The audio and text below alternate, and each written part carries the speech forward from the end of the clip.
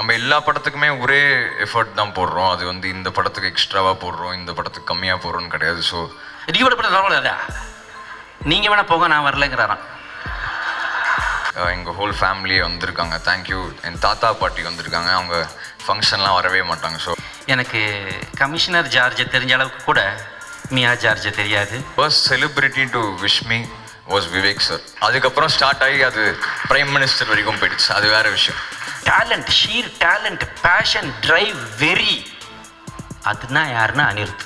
எல்லாருமே சப்போர்ட் பண்ணீங்களோ, அந்த சப்போர்ட் வந்து அதை விட எக்ஸ்ட்ராவா என் தம்பிக்கு நீங்கள் கொடுத்தீங்கன்னா ரொம்ப ஹாப்பியாக இருக்கும். தேங்க்யூ.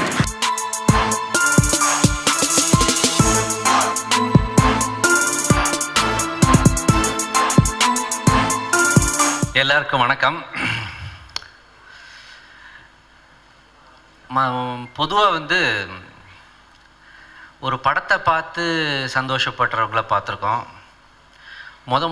முதல்ல தமிழ் திரையுலகமே ஒரு படத்தோட இன்விடேஷனை பார்த்து சந்தோஷப்பட்டது இதுதான் ஃபஸ்ட் டைம். புரிஞ்சவங்க புரிஞ்சுக்கங்க, புரியாதவங்க புரிஞ்சவங்ககிட்ட கேட்டு தெரிஞ்சுக்கங்க. அதை பற்றிலாம் நிறைய சொல்லணும் தான் ஆசை. பட் நான் என்ன சொன்னாலும் வேறு ஏதாவது தலைப்பு அவங்க போட்டுடுறாங்க, அதான் பயமாக இருக்குது. வர்றவங்கெல்லாம் விவேக் சார்னு என்னமோ நான் ஏதோ தியாகராஜ பாகவதர், பியூ சின்னப்பா கூட நடித்த மாதிரியே ஒரு ஃபீலிங் கொண்டு வந்துட்டாங்க. நான் ஜாலியாக இருந்தேன். ரீசெண்ட் டைமில் நான் ரொம்ப ஜாலியாக ஆக்ட் பண்ண படம் இந்த யங்ஸ்டர்ஸோட பண்ண இந்த ரம் தான்.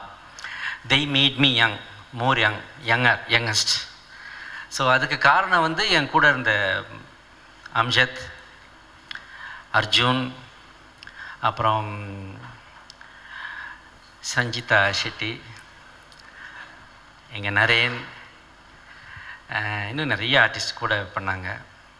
எல்லாத்துக்கும் மேலே எனக்கு அப்புறம் மியா ஜார்ஜோட எனக்கு வந்து காம்பினேஷன் வைக்கலை. எனக்கு கமிஷனர் ஜார்ஜை தெரிஞ்ச அளவுக்கு கூட மியா ஜார்ஜை தெரியாது. உண்மையிலேயே கமிஷனர் தெரியும், ஏன்னா மரம் நடுறதுக்காக அவர்கிட்ட போய் பார்த்து என்ன பண்ணலாம் ஏது பண்ணலான்னு ஒரு டிஸ்கஷன்லாம் உட்காந்துருக்கேன். So I know commissioner George. எனக்கு ஐஜியை தெரியும், ஆனால் ஐஜிக்கு எனக்கு தெரியாதுன்னு நான் சொன்ன மாதிரி ஆகிப்போச்சு. ஸோ இது இந்தியா ஜனநாயக நாடு, டெமோக்ரஸி.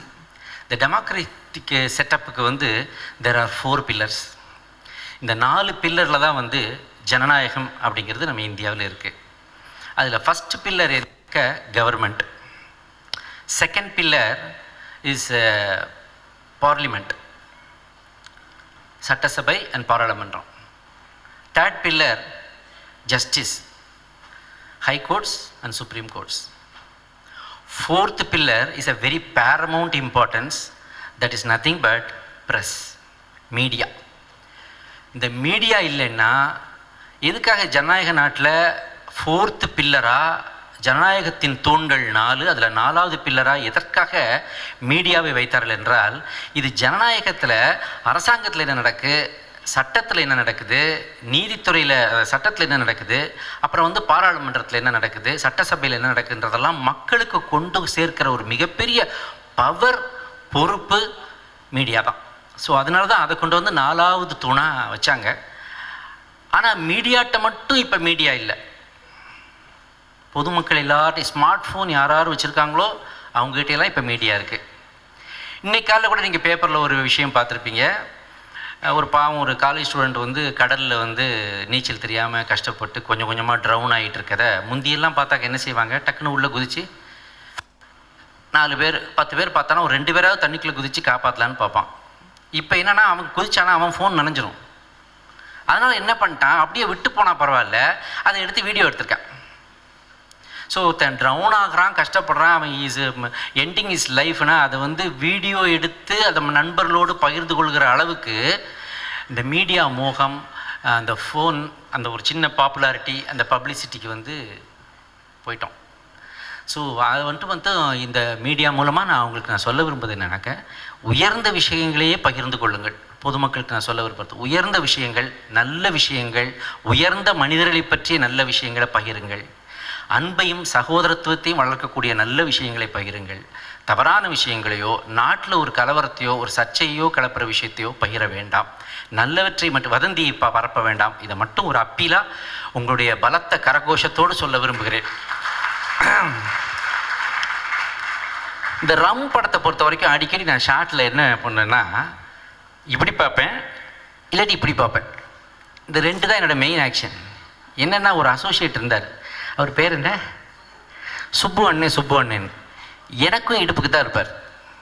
அவர்கிட்ட ஏதாவது கேட்கணுன்னா இப்படி பார்த்தாக்கணும், எதுக்கும் டைரக்டர்கிட்ட ஒரு வார்த்தை கேளுங்கன்னா அடுத்தாப்பில் இப்படி போயாகணும். இந்த கார்பரேஷனில் பல்பு மாற்றுறதெல்லாம் சாய் விட்டால் ஈஸியாக மாற்றிடுவார். இவ்வளோ உயரமான ஒரு டைரக்டரை நான் இது வரைக்கும் சந்தித்ததே இல்லை.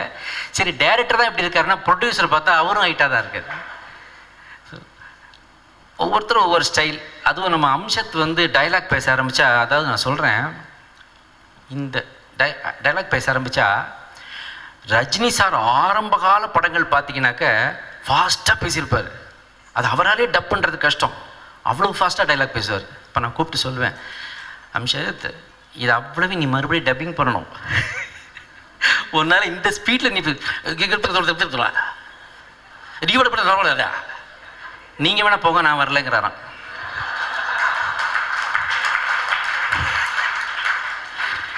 வரல, நீங்கள் வேணால் போங்க நான் வரலன்றது எப்படி நீ டப் பண்ணுவேன்? அப்புறம் ஃபாஸ்ட்டாகவே பேசி பழகிட்டு சார், இதை பற்றியா இப்போ கூட ஃபாஸ்ட்டாக தான் பேசுகிறேன். ஸோ அப்படி சொல்லி அப்புறம் வந்து அவர் கொஞ்சம் அந்த ஸ்பீடை கம்மி பண்ணார். அப்புறம் டப்பிங் பண்ணும்போது உங்களுக்கு ஈஸியாக இருந்திருக்கும். அதே மாதிரி அர்ஜுனும் அதாவது 16 வயது நிலை வரும்பொழுது கமல் சார் ஓரளவுக்கு மக்களுக்கு தெரிந்த பிரபலமான ஒரு நடிகராக வளர்ந்து வந்துட்டார்.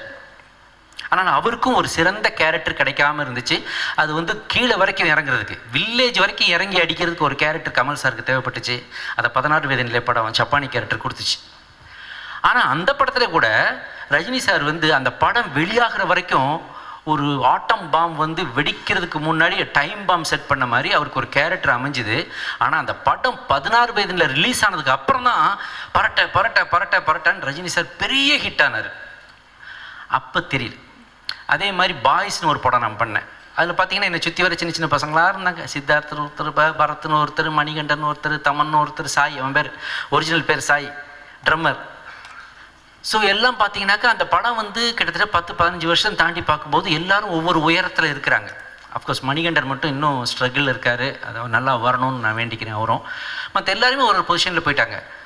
இப்போ பார்த்தா அதுக்கும் அடுத்த ஒரு தலைமுறையோடு நடிச்சிட்டு இருக்கும்போது பார்த்தாக்கா இப்போ நான் சொல்கிறேன், இந்த அர்ஜுனும் இந்த அம்சத்தும் இன்றைக்கி சாதாரணமாக இருக்காங்க, கூடிய சீக்கிரம் மிக உயர்ந்த உயரம் தொடுவார்கள். அது சம்திங் டெல்ஸ் மீ. இது மாதிரி எனக்கு அப்பப்போ தோணும். அதை நான் அவங்ககிட்ட சொல்லியிருக்கேன், அவங்களும் அந்த இடத்துக்கு போய் சேர்ந்துருக்காங்க. அதே மாதிரி ஒரு 20 வருஷத்துக்கு முன்னாடி, இப்போ நம்ம இந்த ஹோட்டலில் இருக்கிறோம், 20 வருஷத்துக்கு முன்னாடி சோழா ஷெரட்டனில் நான் கூட ஒரு படத்தில் சொல்லியிருப்பேனே, இந்த பக்கம் போனால் சோழாக்கு போகலாமா? போகலாம் சார், அங்கே எனக்கு வேலை இல்லை, நான் இப்படி போகிறேன்ட்டு போவேன். ஆனால் சோழாவில் எனக்கு வேலை இருந்துச்சு. அப்போ ஒரு ஆடியோ ரிலீஸ். அந்த ஆடியோ ரிலீஸ்க்கு சுஹாசினி மணிரத்னம் அவர்கள் தொகுத்து வழங்கினாங்க. அந்த படத்துக்கு பாலச்சந்தர் சார் வந்து கேசட்டை ஒருத்தர்கிட்ட கொடுத்து ஒருத்தரை வாங்க சொன்னார். வாங்கினது 2-3 பேர் போனாங்க. நானும் போய் ஒரு கேசட், அப்போல்லாம் கேசட் தான், கேசட் வாங்கினேன். கொடுத்தது ஒரு சின்ன பையன் ஜிப்பா போட்டிருந்தார். யார் சார் இதுன்னு கேட்டேன். அதுக்கு முன்னாடி ஒரு சின்ன, அந்த ஃப்ளாஷ்பேக்கு முன்னாடி ஒரு சின்ன ஒரு ஃப்ளாஷ்பேக் சொல்கிறேன். அதுக்கு ஒரு வாரத்துக்கு முன்னாடி, ஒரு வாரம் 10 நாளைக்கு முன்னாடி பாலச்சந்தர் சார் என்னை கூப்பிட்டார் வீட்டுக்கு. கூப்பிட்டோடனே அப்போ வந்து 118NEன்னு ஒரு கார் இருக்கும், பிரீமியர் பத்மினிக்கு அடுத்தாப்பில் ஃபியட் போட்டது, பெரிய பிஸ்கட் மாதிரி இருக்கும். அந்த காரில் என்ன உட்கார வச்சு இந்த மியூசிக்கை கேள்றான்னு சொல்லி ஒரு கேசட்டை போட்டார். அப்போ அதில் வந்து ஒரு சின்ன ஒரு ஜிங்கிள் மாதிரி ஒன்று போச்சு. ஜிங் சாக் ஜிங் சாக் ஜிங் சாக் ஜிங் சாக்னு ஒரு ரிதத்தில் ஒன்று போயிட்டு இருந்துச்சு. எப்படி இருக்குடா இந்த பாட்டு அப்படின்னாரு. என்ன சார், நான் வந்து இளையராஜாவுடைய ஃபெனட்டிக் ஃபேன், நான் யாரையும் ஒத்துக்கிறது இல்லை. உடனே நான் சொன்னேன், சார் என்ன சார் இது நர்சரி ரைம் மாதிரி இருக்குது, சிம்பிளாக இருக்கே சார் அப்படின்னேன். சிம்பிளாக இருக்குல்ல? ஆமாம். எல்லாருக்கும் எளிதாக புரியும்ல? ஆமாம். அப்போ இவர் தான்டா நம்ம படத்துக்கு மியூசிக் டைரக்டர் அப்படின்னாரு பாலச்சந்தர் சார். எவ்வளோ பெரிய அவருக்கு இது பாருங்கள், அவருக்கு புரியுது. ஒரு ரஜினி சாரையே கண்டுபிடிச்சவர், ஒரு கமல் சாரை பட்டை தீட்டியவர், அவ்வளோ பெரிய டைரக்டர் வந்து இளையராஜாவுடைய கோலோச்சி கொண்டிருக்கிற அந்த நேரத்தில் ஒரு சின்ன பையனை கூப்பிட்டு வந்து இவர் தான் இந்த படத்துக்கு மியூசிக் டைரக்டர் அப்படின்னு அந்த டியூனை என்கிட்ட போட்டு காட்டி இது எப்படி இருக்குன்னு கேட்டார்னா அப்போ அவருடைய விஷன் பாருங்கள். அப்புறம் அதே மாதிரி அந்த ஃபங்க்ஷன் நடந்தது. அப்போ அந்த கேசட் வாங்கினேன் அவர்கிட்ட இருந்து. வாங்கினது நான், கொடுத்தது திலீப் என்ற ஏஆர் ரஹ்மான். அதுக்கப்புறம் ஒரு பாட்டு ரொம்ப நாள் வரைக்கும் ஒரு பாட்டு கேட்டேன். அந்த கேட்ட உடனே நான் வந்து யாரா இந்த மியூசிக்கை போட்டான்னு தேடி கண்டுபிடிச்சி ஃபோன் பண்ணி யாருன்னா பார்த்தா சார் உங்கள் பசங்களோட படிக்கிறாரு, அவரோட சீனியர் ஸ்டூடெண்ட்டு, பிஎஸ்பிபி ஸ்டூடெண்ட்டு. அந்த பையனா இப்படி சாங் போட்டான்ட்டு ஃபோன் பண்ணி பாராட்டி அந்த ஒய்தீஸ் கொலைவெறி பாட்டுக்காக நம்பர் கண்டுபிடிச்சி தேடி நான் பேசிய அன்பு நண்பர் தான் அனிருத் அவர்கள். அப்போ அனிருத் ஒன்று சொன்னார் என்கிட்ட, அதை அவர் மேடையில் பேசும்போது அவரே சொல்லுவார் நினைக்கிறேன். எனக்கு ரொம்ப சந்தோஷம் சார் நீங்கள் என்னை பாராட்டினீங்கன்னு சொல்லிட்டு ஒன்று சொன்னார். அது அவரே சொல்லட்டும். ஸோ அது மாதிரி அதுக்கப்புறம் நான் பாலக்காட்டு மாதவன் படம் பண்ணும்போது நான் கேட்டேன், எனக்காக ஒரு பாட்டு பாடித்தர முடியுமான்னு கேட்டேன். சொன்னால் நம்ப மாட்டீங்க, அவருடைய பீக் கரியரில் அவர் இப்போ இருக்கார். அவர் வந்து கரெக்டாக எங்கே வரணும், எப்போ பாடி கொடுக்கணும் அப்படின்னு கேட்டுட்டு அவருடைய ஸ்டூடியோ கூப்பிட்டுருந்தா நான் போயிருப்பேன். இல்லாட்டி அவர் ஏஆர் ரஹ்மான் ஸ்டூடியோ காட்டியிருந்தாருன்னா அங்கே போய் நான் அவர் பண்ணியிருப்பேன். அவர் நீங்கள் எங்கே பண்ணிகிட்ருக்கீங்கன்னு கேட்டு ஸ்ரீகாந்த் தேவா ஸ்டூடியோவில் தான் சார் அந்த சாங் வச்சுருக்கணும், நான் அங்கே வரேன்னு சொல்லி கரெக்டாக எங்கெங்கேயோ சுற்றி நைட்டு கரெக்டாக 10 o'clock வந்து நைட்டு 12 வரைக்கும் இருந்து எனக்கு பாடி கொடுத்துட்டு போனார் அனிருத். எனக்கு அனிருத் வந்து என் மனசுக்கு வந்து ஒரு செல்லம். எனக்கு ரொம்ப பிடிக்கும் அவர். எனக்கு என்னமோ something in him attracts me very much. சும்மா ஒன்றும் ஒருத்தன் வந்து யூத்துக்கிட்ட இன்றைக்கி போய் ஒரு ரேஜாக போய் சேர்றதுன்றது சாதாரண விஷயம் இல்லை. அதுவும் தமிழ்நாட்டு ஆடியன்ஸ் ஒருத்தரை வந்து தலையில் எடுத்து கொண்டாடுறாங்கன்னா unless until they have the capabilities and real metal to prove, யாரும் அதை வந்து பண்ண மாட்டாங்க. அப்படிப்பட்ட நான் கூட நினைப்பேன், நமக்கு வந்து ஆர்ஆர்னா ஒரு படத்தோட ஆர்ஆர்னா இப்போ வரைக்கும் டவுன் சவுத் வரைக்கும் எங்கே படம் யாரை சொல்லுவோம், இசைஞானியை தான் சொல்லுவோம். எத்தனை படங்கள் அதுக்கு உதாரணமாக சொல்லலாம். ஹாலிவுட் மியூசிக் டைரக்டர் தான் ஆஹா ஓஹோன்னு புகழ்கிறாங்க, ஆனால் அது ஒன்றுமே இல்லைங்க. அவங்க அந்த படத்தை பார்த்துட்டு அந்த ஒரு எமோஷனுக்கு அந்த ஒரு தீம் வாசிக்கிறாங்க, அவ்வளோதான். ஆனால் அம்மா சென்டிமெண்ட்டுக்கு ஒரு மியூசிக்கு, ஃப்ரெண்ட்ஷிப்புக்கு ஒரு மியூசிக்கு, காமெடியன் வந்தால் அதுக்கு ஒரு தனி மியூசிக்கு, அப்புறம் கிளைமாக்ஸ்க்கு ஒரு தனி ஃபீலு, அதுக்கப்புறம் படத்துக்கு மையநாதமாக ஒரு மியூசிக்கு, அதுக்கப்புறம் பாட்டு 5 சிச்சுவேஷன் 6 சிச்சுவேஷன்னா அத்தனை சிச்சுவேஷன் பாட்டு. இத்தனையும் செய்யக்கூடியது இந்தியன் மியூசிக் டைரக்டர்ஸ் தான். அதுவும் தமிழ்நாட்டில் உள்ள மியூசிக் டைரக்டரை போல வெரைட்டி இது வரைக்கும் யாருமே கொடுத்ததில்லைங்க. அந்த பெருமை நமக்கு இருக்குது. அதனால் வந்து ஹாலிவுட் நம்ம சொல்ல வேணாம். அவங்களுடைய நம்ம திறமையில் வந்து 10% கூட அவங்க சொல்லிக்கலாம். Maybe they have the technology, maybe they have so many instruments, maybe they have the people, maybe they have a large world market, அவ்வளோதான். மற்றபடி talent, sheer talent, passion, drive, very, அதுனா யாருன்னா அனிருத். ரம் 13வது படம், கரெக்டாக 13வது படம் ஒரு ஹாரர் படமாக வந்திருக்கு. எனக்கு ஹாரர்னா செம பயம். நான் இது வரைக்கும் ஒரு ஹாரர் படம் கூட பார்த்தது கிடையாது, என் லைஃப்லேயே பார்த்தது கிடையாது. லாஸ்ட்டாக மை டியர் குட்டிச்சாத்தான் பார்த்தேன் சின்ன வயசில். அதுக்கப்புறம் இந்த ஹாரர் படமே பார்த்தது கிடையாது. அது ஹாரரானா எனக்கு தெரில. ஸோ ரிஷி விஐபிக்கு அப்புறம் ஃபஸ்ட் ஒரு படம் பண்ணணும் அப்படின்னு அவர் நிறையா கதை கேட்டுக்கிட்டு இருந்தார். அப்போது ஒரு நாள் வந்து சொன்னார், இந்த மாதிரி ஒரு கதை கேட்டேன், எனக்கு ரொம்ப பிடிச்சிருந்தது, will you score the music? நான் ஷுவர் I'll do it அப்படின்னேன். அப்புறம் 5 minutesக்கு அப்புறம் தான் பார்ட்டி ஓப்பன் பண்ணது, அது ஹாரர் படம் அப்படின்னு. ஹாரரா? எனக்கு ஹாரர்னா எனக்கு எப்படி, அது நான் ஹாரர் பார்த்ததே இல்லையே, நான் எனக்கு எப்படி ஸ்கோர் பண்ண முடியும்னு எனக்கு தெரில அப்படின்னு. பட் அது ஒரு சேலஞ்சாக இருக்கும்னு சொல்லி தான் அந்த ரம் we took it forward. And thanks to the producer Vijay. அவங்க சொன்ன மாதிரி All In Pictures, they've gone all in on this film. And இன்னைக்கு டேட்டுக்கு ஹீரோ படங்கள் விற்கிறதே கஷ்டமாக இருக்கிற சூழ்நிலையில் வந்து இந்த படம் ரம்மை வந்து ஆல் ஓவர் ஏற்கனவே விற்றுட்டாரு. ஸோ அந்த ஒரு வித்தக்காரனுக்கு ஒரு கிளாப்ஸ் நம்ம கொடுத்துதான் ஆகணும். Congratulations Vijay, and I hope the audio and the movie does well for your good intentions. Director Sai வந்து எப்படின்னா ரொம்ப சில்ட் அவுட்டான ஒரு பர்சன். அவர் ஃபஸ்ட்டு கதை சொல்லும் போதே அவர் அவரோட இது எனக்கு ரொம்ப பிடிச்சிருந்தது, அவர் way of approaching the story and everything. And டோட்டலாக ஃப்ரீயாக விட்டார், நீங்கள் கொடுங்க பாட்டு அப்படின்ட்டு. ஸோ அது வந்து எனக்கு ஒரு பெரிய என்கரேஜ்மெண்ட்டாக இருந்தது, அது ஒரு இன்ஸ்பிரேஷனாக இருந்தது டு டெலிவர் குட் சாங்ஸ். எல்லாருமே வந்து கேட்டாங்க வந்து ரம் ரம் ஆல்பம்க்கு வந்து எந்த மாதிரி சாங்ஸ் இருக்கும் அப்படின்னு சொல்லி. நம்ம எல்லா படத்துக்குமே ஒரே எஃபர்ட் தான் போடுறோம், அது வந்து இந்த படத்துக்கு எக்ஸ்ட்ராவாக போடுறோம், இந்த படத்துக்கு கம்மியாக போடுறோன்னு கிடையாது. ஸோ அந்த வகையில் ரம்முக்கு நம்ம எல்லா படங்களும் ஒர்க் பண்ணுற மாதிரி தான் இந்த படத்துலையும் ஒர்க் பண்ணியிருக்கோம். அண்ட் ரிஷி மென்ஷன் பண்ண மாதிரி என்னோடய team Shashank, Vinay, Ananthu and Siddharth is here, my friends, அவங்க தான் என்னோடய பில்லர் ஆஃப் சப்போர்ட். 13 படங்களில் வந்து கண்டிப்பாக இந்த ஒரு இடம் வந்து நான் யாருமே எக்ஸ்பெக்ட் பண்ண முடியாது. அண்ட் அது எல்லாருமே கொடுத்துருக்காங்க. So thank you. அதுக்கு நான் என்ன ஹார்ட் ஒர்க் பண்ணுமோ பண்ணி அந்த இடத்த நான் காப்பாற்றுவேன் கண்டிப்பாக. So thank you to all of you. And press and மீடியாவுக்கு ஒரு பெரிய தேங்க்ஸ் நான் சொல்லி ஆகணும். அவர் லிரிசிஸ்ட் விவேக் சொன்னார் அந்த cold water, deploy and Justin Bieber collaboration பற்றி.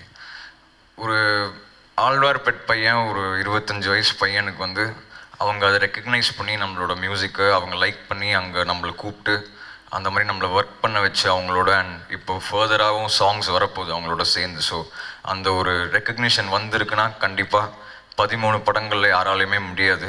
ஸோ அது ப்ரெஸ் அண்ட் மீடியாவுக்கு பெரிய நன்றி. 4.5 வருஷத்தில் வந்து நீங்கள் என்னை கொண்டு போன இடம் வந்து என்னால் யோசிச்சே பார்க்க முடியல. கண்டிப்பாக அதுக்கு நான் ஒர்த்தாக ஒர்க் பண்ணுவேன். Thank you. Vivek sir, why this Kolaveri release ஆனப்பறம் அவர் சொன்னார், எனக்கு ஃபோன் பண்ணி விஷ் பண்ணார்னு. அதில் ஒரு உண்மை என்னென்னா, எல்லாரும் யோசிச்சிருப்பாங்க கொலவெரி அப்போ பயங்கர ஒரு சென்சேஷன், எல்லாருமே விஷ் பண்ணியிருப்பாங்க அப்படின்னு. First celebrity to wish me was Vivek sir. அதுக்கப்புறம் ஸ்டார்ட் ஆகி அது பிரைம் மினிஸ்டர் வரைக்கும் போயிடுச்சு, அது வேறு விஷயம். But first person to wish me was Vivek sir. நான் அவர்கிட்ட அது அந்த இன்டர்வியூலே சொன்னேன், sir thank you so much, you are the first celebrity to wish me. அவரோட விஷஸ் எனக்கு இன்றைக்குமே இருக்குது. அண்ட் அவர் அவ்வளோ பெருமையாக பேசினார் இன்றைக்கி. I am so humble. Thank you sir. Especially இந்த படத்தில் நடித்ததுக்கு அவருக்கு பெரிய தேங்க்ஸ். அது ரிஷியோட கரியருக்கோ இந்த படத்துக்கோ அது ஒரு பெரிய பூஸ்டாக இருக்கும். Thank you sir. அண்ட் நான் படம் பார்த்துட்டேன். ஸோ அவர் வந்து இதில் ரொம்ப செமையாக பண்ணியிருக்காரு. எனக்கு ரொம்ப பிடிச்சது அவரோட காமெடி இந்த படத்தில். Thank you sir. Thanks for being a part of Rum and for always being there for me. Thank you sir. அப்புறம் Naren, Sanchita, Miya, thank you for being a part of Rum. You guys have done a wonderful job. Horror படம் நான் சொன்ன மாதிரி எனக்கு ரொம்ப பயம், நான் பார்க்கவே மாட்டேன். ஸோ இந்த படம் ஆர்ஆருக்கு தர ரீசெண்டாக பார்த்தேன். அப்போ எப்படி பார்த்தேன்னா, ஃபுல்லாக என்னோடய ஃப்ரெண்ட்ஸ் எல்லாருமே அசம்பிள் பண்ணிட்டு நல்லா போர்வை தலைகாணிலாம் மூஞ்சியில் வச்சுட்டு அந்த மாதிரி தான் படத்தை பார்த்தேன். பாதி சீன் வந்து ஒரு ஹாஃப் ஐ கூட பார்க்கல, அப்படி ஒரு அள் இருந்தது இந்த படத்தில். ஸோ எனக்கு அந்த அள் இருந்ததுன்னா நான் சும்மாவே பயந்துருவேன் ஹாரருக்கு. ஸோ கண்டிப்பாக இந்த படம் வந்து I think it will work. Thank you Abhishek for doing a wonderful job this morning. He is a musician himself. அவர் நிறையா சாங்ஸ்லாம் அவரே பண்ணுறாரு. And I wish him all the best in his musical journey as well. Thank you, Abhishek. I think I missed out, yeah. Thanks to my family as always for being a big pillar of support. அது எனக்காகட்டும் ரிஷிக்காகட்டும் அவங்க எப்போவுமே they encourage us when we want to do something different from the others. And thanks for standing by us. எங்கள் whole ஃபேமிலியே வந்திருக்காங்க. Thank you. என் தாத்தா பாட்டி வந்திருக்காங்க, அவங்க ஃபங்க்ஷன்லாம் வரவே மாட்டாங்க. ஸோ அவங்களுக்கு ப்ளீஸ் ஒரு கரகோஷம் கொடுத்தா நான் ரொம்ப ஹாப்பியாக இருக்கேன். Thank you. Thanks for coming. I think I don't know who I missed. Yes, Amjad and Arjun அவங்களும் இந்த படத்தில் செமையாக பண்ணியிருக்காங்க. I really like their performance.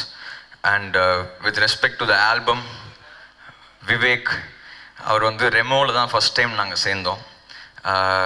அதோட வெற்றிக்கு திரும்பி நன்றி. அண்ட் விவேக் வந்து எனக்கு லிரிக்ஸ் செட் ஆகிறது ரொம்ப கஷ்டமான விஷயம். ஏன்னா நான் வந்து என்னோட ஏஜ் குரூப்பில் இருக்கிற பசங்களுக்கு பிடிக்கணும், இல்லை நம்மளோட ஆடியன்ஸ் வந்து எஸ்பெஷலி இந்த 3 to 30 அந்த ஏஜில் இருக்கும்போது அவங்களுக்கு அது ஈஸியாக ரீச் ஆகணும். அட் த சேம் டைம் ஒரு போயட்டிக் சாங்னும் அது புரியணும், அட் த சேம் டைம் அது போயட்டிக்காக இருக்கணும். ஸோ இந்த மாதிரி நிறையா ப்ராப்ளம்ஸ் இருக்குது என்னோடய ஹெட்டில். இந்த ப்ராப்ளம்ஸ் எல்லாம் வந்து விவேக் வந்து செம்மையாக தீர்த்துட்டு வராரு. ஸோ என்ன நீங்கள் எப்படி எல்லாருமே சப்போர்ட் பண்ணீங்களோ அந்த சப்போர்ட் வந்து அதை விட எக்ஸ்ட்ராவாக என் தம்பிக்கு நீங்கள் கொடுத்தீங்கன்னா நான் ரொம்ப ஹாப்பியாக இருப்பேன். Thank you.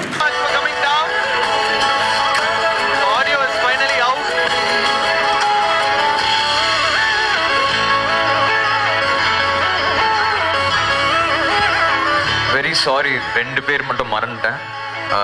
Satish is here. Thank you சாட்ஸ் for your choreo in this movie, for all your support through our careers.